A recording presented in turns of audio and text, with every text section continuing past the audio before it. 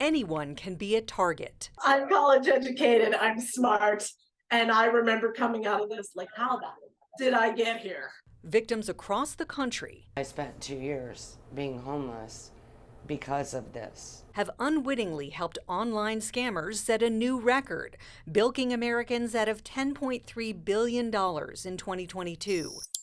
In Nevada, newly released data from the FBI and Federal Trade Commission shows more than 9,000 victims lost $127 million to online scams last year, and the toll is much greater than money. I didn't want to live. I had shame, I had guilt. A four-time scam victim, Henderson resident Terry Hampton is a walking cautionary tale. I was newly divorced. When a scammer befriended her on Instagram. He is supposedly a country western singer, and I did speak to him one time. But it was mostly texting for a year and a half. His story? Separating from his wife, he needed money to build a new house for a new life with Terry. So I'm thinking, wow, God answered a prayer, brought me a wonderful man. I'm going to have this gorgeous home. The currency was a mix of cash, checks, and crypto. He probably got, I would say, about $600,000.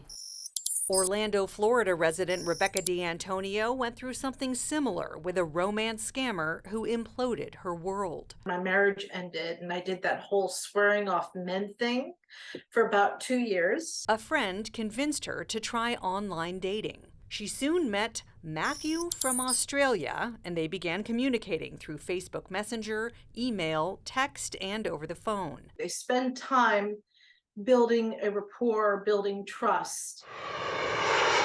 In time, Matthew claimed an issue arose, and he turned to her for help. He was traveling with his son internationally, and the credit card that he was using for his expenses had stopped working. I didn't want to be that person. I didn't want to be that monster, leaving a innocent 5-year-old child in a bad situation. So that's what got me starting to send the money. And things just kind of escalated from there. How much money did you lose?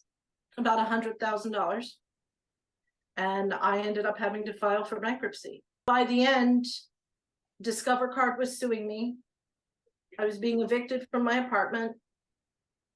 I actually became suicidal. As for Terry, she wasn't just victimized once. She also fell into a military romance scam that took 3 years of her life and about $40,000. He is in Texas, supposedly.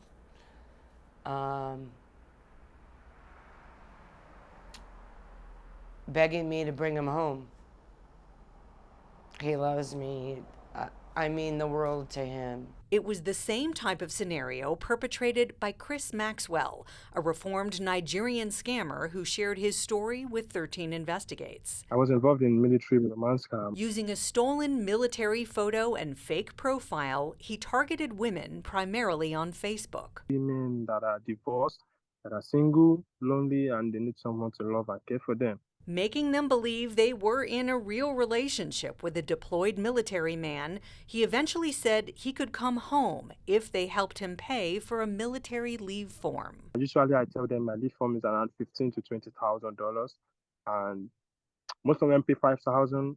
Some pay $3,000, some pay $10,000. Over a 5-year period, he says he made about $40,000, more than enough for a comfortable living in Nigeria, where a depressed economy has made scamming a full-blown business sector.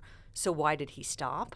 I stopped here 2021 because I scammed a woman. I scammed her over, I would say, over $20,000. She became sick. She was seeing the doctors because of me. Her kids stopped talking to her because of me. She's in debt because of me. She's 61 years old. I have a mom, and I would not want something like that to happen to my mom. So I spoke to her on video call, and she saw me, she cried, but she didn't block me. We still talk up to now. We asked him why so many victims miss what you might think are obvious red flags. It's a common sense, but at the same time, we can be so convincing. Terry has literally boxed up the paper trail of her deception. Just being in the presence of that box is a little bit traumatizing for you.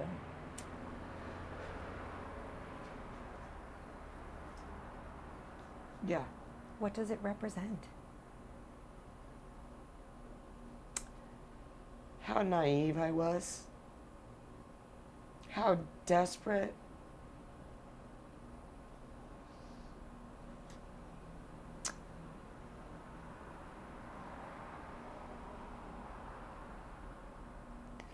I was to be loved. Using government data and a new poll of 5,500 online scam victims like Terry and Rebecca, reverse image search company Social Catfish published this 31-page study. The key findings: crypto accounts for nearly 25% of all losses. Other top scams include tech support, data breach, romance, and investment.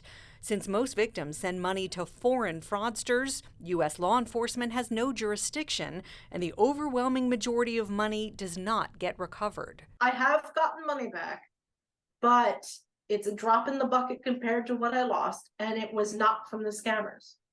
I got money back because there was a class action lawsuit that the Department of Justice and the FTC had brought against Western Union and had brought against MoneyGram. Lawsuits that resulted in hundreds of millions in penalties against the two companies in 2017 and 2018 for aiding and abetting wire fraud, in many cases to scammers overseas. Victims in the Social Catfish study reported the apps where they were scammed most often included Facebook, Google Hangouts, WhatsApp, Instagram, and Plenty of Fish. Though seniors remain the most victimized group, teens and children saw the largest increase in money lost to scams. Victims 20 and younger grew nearly 2,500% from 2017 to 22, losing $8.2 million in 2017 compared to $210 million in 2022. Though Terry's experiences are painful to relive, The way I look at it is, if one woman or one man gets the message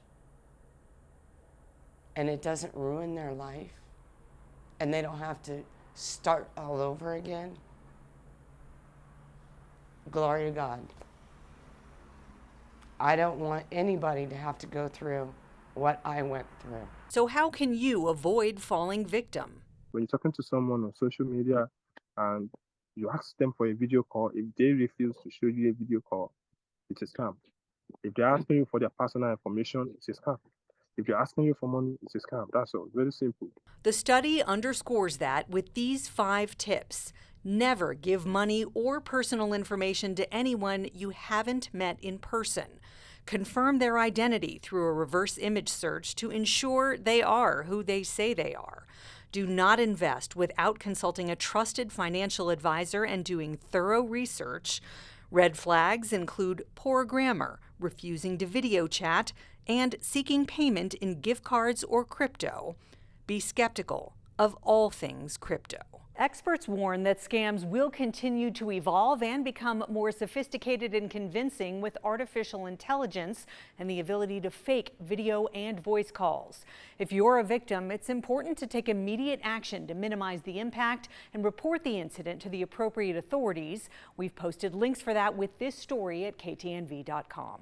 Darcy Spears, 13 Investigates.